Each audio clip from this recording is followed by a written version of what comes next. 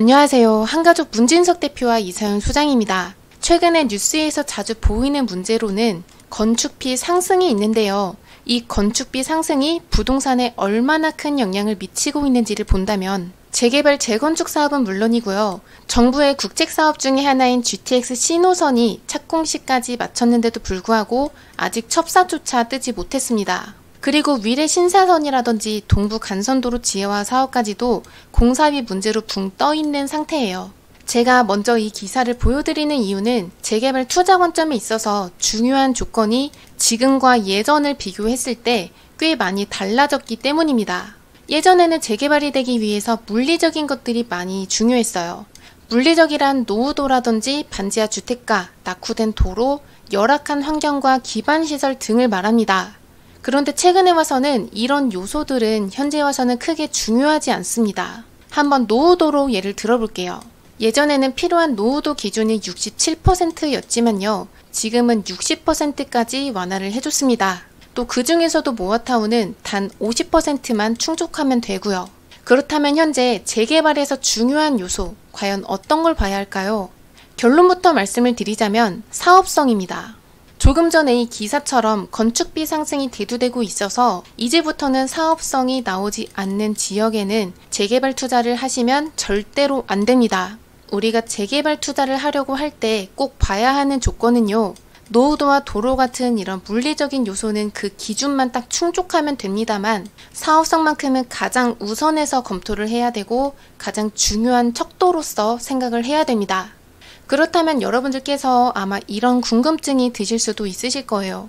재개발 사업성이 좋은 곳이란 또 어떻게 골라내야 하는 걸까요? 그래서 제가 오늘 아주 쉬운 두 가지 방법을 알려드리려고 합니다. 첫 번째 방법으로는 인근의 아파트 시세를 참고할 수 있습니다. 예를 들어서 서울의 핵심 지역들, 강남 3구라든지 마용성의 경우에는요. 아파트의 시세가 최소 20억 이상으로 매우 비쌉니다. 그래서 건축 비용이 높아지더라도 재개발 시 충분한 이득을 볼 수 있죠. 또 다른 지역을 본다면 여기 보이는 한강변입니다. 한강변에 위치한 재개발은 입지 대비했을 때 아파트 시세가 더 훨씬 높게 형성이 되어 있어요. 그래서 재개발의 사업성도 거의 대부분이 좋습니다. 잠시 한강변 중에서도 가장 신축 아파트를 살펴볼게요.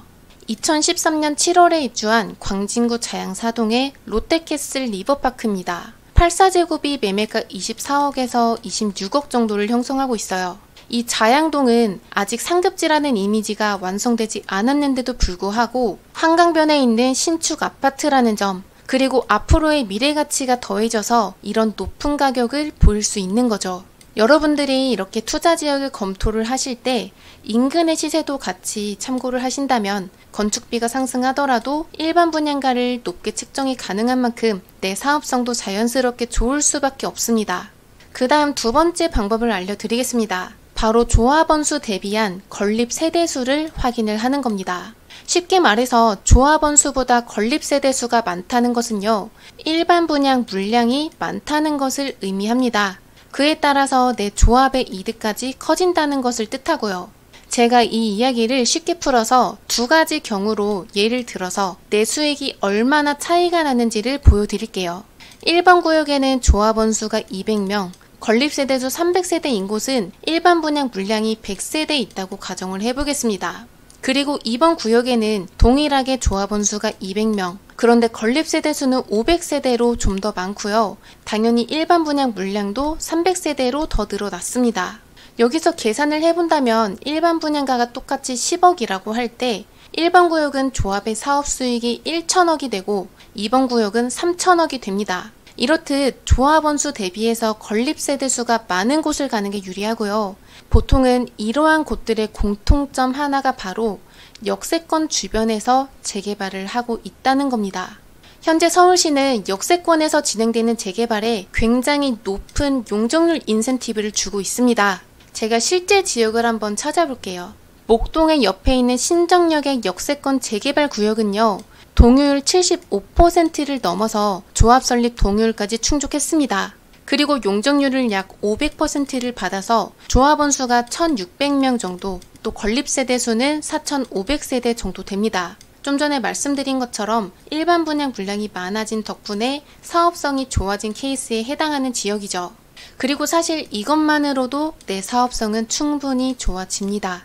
그렇지만 여기서 더 욕심을 내본다면 역세권이면서 주변에 개발 호재까지 가진 곳이 좀 더 확실합니다. 더 높은 시세 차익을 가질 수 있습니다. 그리고 이러한 지역이 실제로 존재합니다. 좋은 입지에 위치해서 사업성이 높은 데다가 또 용적률 인센티브까지 받을 수 있는 그러한 지역. 지금 바로 찾아볼 텐데요. 청량리역의 일대입니다. 먼저 용적률 인센티브를 보겠습니다. 청량리역의 옆에는 용적률 1000%를 받은 롯데캐슬 L65가 있고요. 이렇게 초고층 아파트까지 3개 단지가 들어서 있습니다. 여기서 객관적으로 말씀을 드리자면 서울의 아파트에서 이렇게 용적률 1000%를 주는 일은 결코 흔하지 않습니다. 이것만으로도 굉장히 파격적인 혜택이라고 할 수 있고요. 그만큼 서울시가 이 청량리역의 개발에 얼마나 공들이고 있는지를 여기에서부터 볼 수 있죠.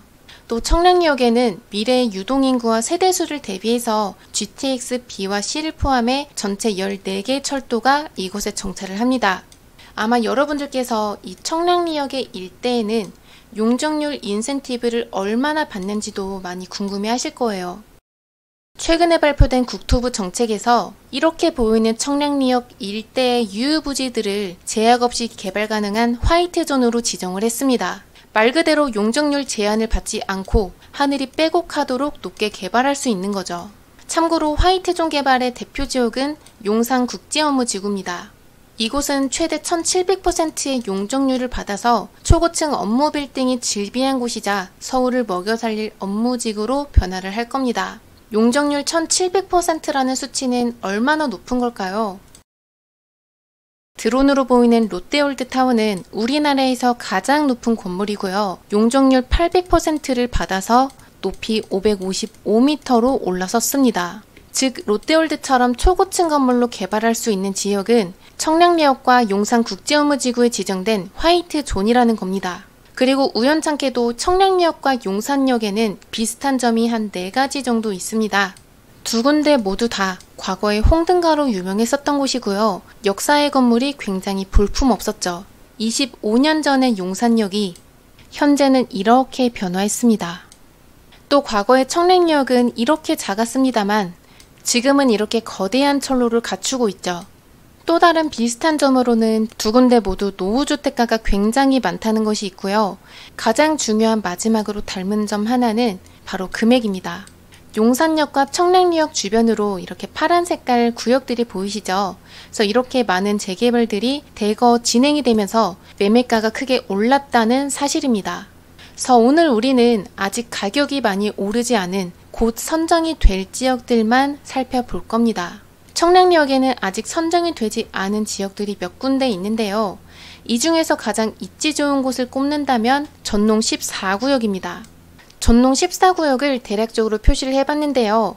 이곳은 역으로부터 반경 350m 이내로 가까운 만큼 역세권 활성화 사업으로 진행 중에 있어요. 구역은 이렇게 전체 4개 구역으로 나눠집니다. 전농 14구역에서 가장 큰 강점이 있다면 바로 사업성입니다. 주변을 살펴본다면 이곳 인근의 시세가 무척 높아요. 여기서 대장 아파트인 롯데캐슬 L65를 보면요. 36평형이 약 19억에 거래가 됐는데요. 이 금액은 서울 상급지 중에 하나인 마포와 비슷하죠. 그리고 전농 14구역의 바로 옆에 있는 레미안 크레시티 아파트, 이곳의 34평은 14억 5천에 거래가 됐습니다. 참고로 레미안의 정고점은 약 17억입니다. 그래서 지금 어느 정도 회복을 하고 있는 단계에 있어요. 청량리역 일대를 넓게 드론으로 본다면 미간 쪽으로 좋지 않은 노후 빌라촌이 대부분입니다. 그럼에도 청량리역 일대의 아파트들은 미래가 보장이 되어 있는 만큼 시세가 높게 형성이 되어 있어요. 그 다음 두 번째로 사업성이 좋을 수밖에 없는 이유입니다. 바로 이곳에는 용적률이 높게 적용이 돼요. 역반경 350m 이내여서 용적률 인센티브를 추가로 받는데요. 구체적으로 전농 14구역은 최대 500%까지 받을 예정이어서 조합원수 대비 건립 세대수를 더 많이 지을 수 있습니다. 그리고 이 말인즉 내 손에 들어오는 투자 수익 또한 많아진다는 걸 뜻하죠. 그리고 제가 이곳이 4개 구역으로 이렇게 추진되고 있다고 말씀을 드렸는데요. 이 중에서도 저희가 가장 추천을 드리는 곳은 14-2구역인 이곳입니다. 14-2 구역의 노후도는 85%예요. 이 정도면 굉장히 높은 노후도 수치를 가지고 있고요. 또 이곳의 조합원 수는 220명으로 적습니다. 그러면서도 용적률이 높게 적용이 돼서 최고 45층의 높이로 건립세대수 540세대로 건축이 가능합니다. 마지막으로 이곳에 들어가는 내돈 투자금까지 알아보겠습니다. 투룸을 기준으로 했을 때 매매가는 5억대 정도, 전세가는 약 2억대 후반으로 내 초기 투자금은 2억대 초반이면 이곳에 투자가 가능합니다. 앞으로 서울에서 용산처럼 개발되는 대표 지역은 이 청량리가 맞출 겁니다. 그리고 본격적으로 개발이 시작되기 이전에 진입을 할수록 내 수익은 더 높아질 수밖에 없습니다. 더 궁금한 내용은 전화 주시고요. 시작되는 8월도 즐겁게 보내시길 바랍니다. 한가족 문진석 대표와 이서윤 소장이었습니다. 감사합니다.